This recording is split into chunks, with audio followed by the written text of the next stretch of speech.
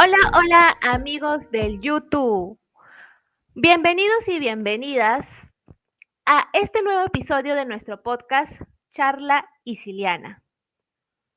Hoy nos sumergiremos en un tema alarmante que me ha dejado reflexionando, que es la vulneración de la libertad de expresión en Cuba. Un país que desde 1961 vive bajo un régimen de partido único, es socialista, y donde la libertad de expresión sigue siendo un derecho en constante amenaza. Cuéntanos con quién estamos esta noche, Karina. Hola, buenas noches con todos. En este episodio tenemos unos invitados muy especiales. Así es, este episodio lo compartimos con nuestros panelistas Diego, Irene y Loren, quienes nos ayudarán a entender los factores que llevaron a Cuba a esta gran crisis, que sigue cobrando víctimas en pleno 2025.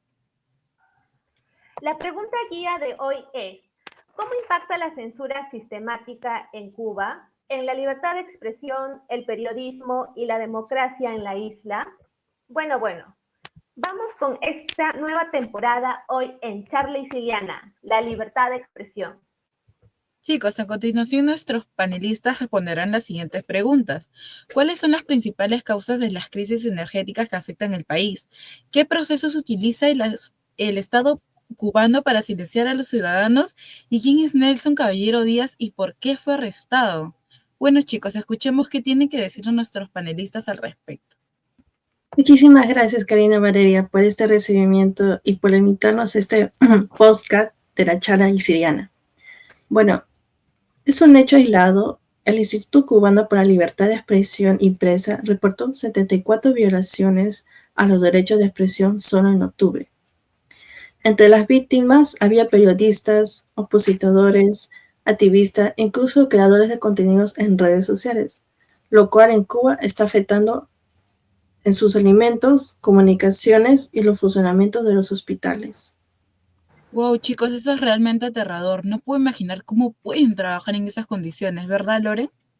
Claro, obviamente, Karina, son situaciones totalmente inhumanas. ¿Cómo pueden trabajar así? ¿Pueden tener un ritmo de vida así? Te comento cómo estamos manejando ahorita el caso del joven. Como podemos ver en las imágenes, bueno, un joven tan solamente de 24 años, un padre de familia que tiene como nombre Nelson Caballero Díaz, que fue condenado a 8 meses de prisión por manifestar pacíficamente. eh, por todos los apagones que hubo en su comunidad en la provincia de Camagüey. Imagínate, él alzó la voz de toda la comunidad, fue el personaje que dio todo su comunidad para que él alzara la voz y esté ahí atrás, para que pueda ser escuchado, todo. Nelson, les comento que Nelson, bueno, protagonizó una protesta el pasado 14 de octubre del 2024, hace poco nada más, hace poco de un año, tras más de 15 horas sin servicio de eléctricos en su localidad. Imagínense vivir así, 15 horas sin servicio, sin comunicación. Él tuvo una manifestación que incluyó con los vecinos cacerolazos, consignación, fue una expresión colectiva de descontento, pero Nelson fue el único que, por decir, pagó los platos rotos, fue el único que fue procesado penalmente tras la protesta. Les comento, el día que fue interceptado por la policía y un grupo de informantes mientras regresaba a su casa, violentamente fue golpeado, masacrado, hasta que varios vecinos intervinieron para poder detener la agresión, porque imagínense, chicos, que hubiera sido de Nelson, un padre de familia totalmente golpeado. Hubieran podido hasta acabar con su vida si es que los vecinos no se metían para poder hacer algo. Desde su detención, Nelson ha estado privado de su libertad, primero en una unidad policial en la ciudad de Camagüey, luego en el centro penitenciario Cerámica Roja, y actualmente está en una prisión de Kilo 7, a donde lo trasladaron después del juicio. Esto es increíblemente injusto, es espeluznante que hay personas todavía en este 2025 encarceladas solo por participar en protestas pacíficas. ¿Cómo es posible, Diego, que haya tantos casos de violaciones humanas? ¿Y qué tal, chicos? Muchas gracias por la invitación. Sí, Lore, como tú bien lo mencionas, es una situación realmente abrumadora. Como sabemos, la represión va más allá de las calles. Bueno, les comento que la nueva ley de comunicación social implementada en octubre, incluye prohibiciones políticas en los contenidos y ya se está utilizando para administrar a periodistas independientes, periodistas interrogados, sus equipos confiscados, sus ingresos bloqueados, ¿no? También a uno incluso, ¿no? Le obligan a publicar su renuncia, ¿no? En medios extranjeros debido a la coacción de la seguridad del Estado, ¿no? Y que podemos ver la imagen, el periodista menciona, pues, ¿no? Una publicación coloca hoy 21 de octubre, renunció a colaborar con cualquier medio pagado por el gobierno de Estados Unidos, particularmente Cuba, ¿no? Eso es de la fuente de una joven, ¿no? De Bárbara López Hernández, vía Facebook, ¿no? Adelante, Irene. Claro, Valeria. lo que demuestra lo difícil que se les está haciendo realizar su trabajo. Es como tratar de pintar una obra maestra con las manos atadas. La creatividad se aplasta y en lugar de libertad de expresión, lo que queda es el miedo. Y no olvidemos la dimensión humana. ¿Qué implica esto para las familias, para los jóvenes que alzan la voz? Luis Adrián Pupo García, por ejemplo, fue detenido por interpelar al presidente. Como él, otros 48 manifestantes fueron encarcelados en solo 3 meses. Exactamente, Valeria. Estas detenciones arbitrarias están marcadas por torturas, ausencia de juicio justo y en total desertación médica.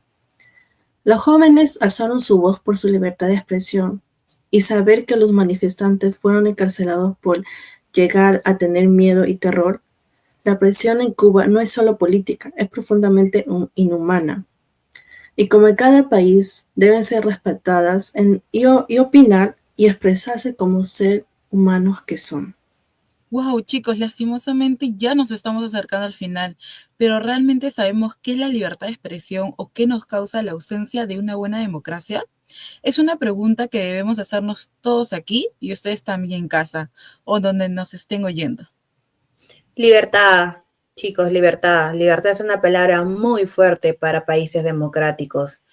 Sin libertad para cuestionar, el periodismo muere. Sin periodismo libre, la ciudadanía queda desinformada. Y sin información no hay elección, no hay voz, solo obediencia. Bueno, Diego, en Cuba, ¿cómo está la censura en Cuba, Diego? Sí, Lore, le comento. En Cuba, ¿no? En Cuba la censura no solo es una herramienta de silencio, es un sistema de control. La autocensura, además, ha calado tan hondo que muchos periodistas callan por miedo, no por falta de verdad. Y para entrar un poco en contexto, pues no, respondiendo a la pregunta de cuáles son las causas de esta crisis energética que llevó a la gente a manifestar, no, bueno, las causas son dos principalmente. La carencia de combustible, ¿no? Que es fruto de la falta de divisas para importarla, y las frecuencias en las averías, en las obsoletas de centrales de termoeléctricas. Adelante, Irene. Claro, Diego. Y eso finalmente destruye el tejido democrático. Cuando se castiga a quien habla, se premia al que miente, y lo que queda es una sociedad sin libertad ni futuro.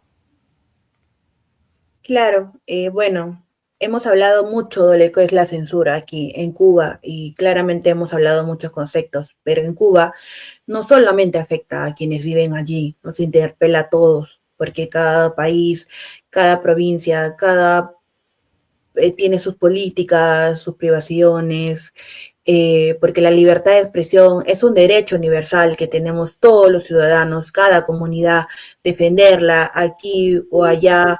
Yo creo que todos pensamos que es una responsabilidad compartida, ¿verdad? Diego, Irene. Claro. Así es. La libertad es una decisión, responsabilidad compartida. Defenderla aquí y allá es siempre algo con lo que siempre hemos crecido desde pequeños. Bueno. Uy, chicos. Sí, quería agregar claro, en nuestro Claro. país hemos estado en democracia, ¿no? Claro que hemos vivido una una dictadura en la época de Velasco Alvarado, pero felizmente ahora sí estamos en democracia y bueno, lamentablemente Cuba no pertenece al socialismo. Claro, esperemos que más adelante Cuba pueda mejorar, esa situación pueda establecerse y puedan tener mejores normas y reglas. Uy, Karina. chicos, lastimosamente ya llegamos al final. Gracias No. por acompañarnos hoy en este programa. Gracias a ustedes por elegir escucharnos y vernos. Recuerden que siempre les traemos información actualizada. Igualmente, no dejemos que la censura se normalice, ya que todos somos libres mientras no afectemos a otros. Y les agradezco también a los panelistas invitados hoy día. Y hasta el próximo episodio. Los queremos. Bye. Chao, chicos. Cuídense. Muchas gracias. Chao. Chao. Bye.